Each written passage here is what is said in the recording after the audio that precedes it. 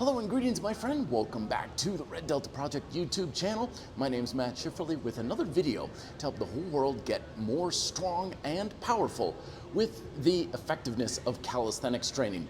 Today's move of the week is all about developing more explosive power in shoving, pushing movements. Also has a lot of carryover towards punching for you martial artists out there. And it's the lateral side to side explosive push-up. Now we're going to use an elevated surface because it helps us to develop a little bit more power and put more weight on one arm.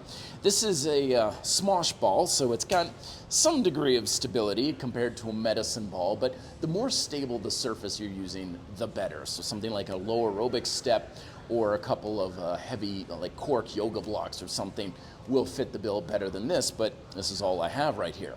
To set up for this, you're going to load most of your weight on this side. This is different from convict conditioning progressions where there's less stability on this arm, so you had more weight on the floor arm. But this is trying to drive off this arm as much as possible. We're not trying to drive off with both arms equally. We want a little bit more on the right arm. In this case, switch over to the left side.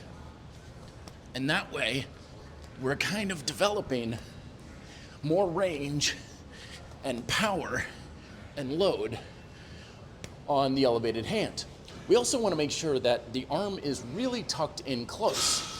Partially for stability, but also for practical purposes. People typically don't punch or shove like this, so we don't want to have our arms way out.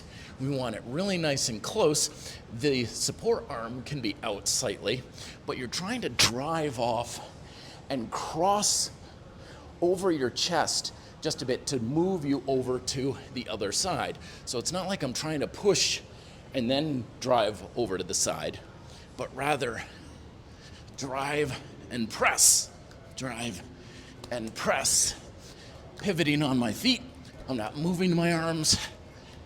And keeping in mind too, it's not just about driving off, but landing and compressing with control rather than landing hard and lowering yourself down.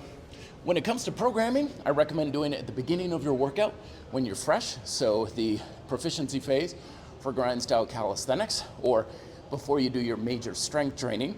You can do it as a finisher for building and stimulating some hypertrophy, but that's not the goal here. The goal is to develop power, so we want the muscles and the nervous system to be relatively fresh, and you want the repetitions to be low because it is higher on intensity. So 6, 8 repetition ranges with each one counting as 1 is probably going to be best, and don't take it to a high degree of fatigue. That way you can really practice developing that explosive power. Put a micro workout down below in the description, and if you want to learn more, check out my book, Progressive and Weighted Calisthenics, for how to develop more muscle and strength with calisthenics training. All of these resources at reddeltaproject.com. All the stuff is down below in the description, as well as a micro workout on how to apply this for a bit of fun and muscle and strength building as well. Thank you very much for watching. Let me know if you have questions down below in the comments. Be fit and live free.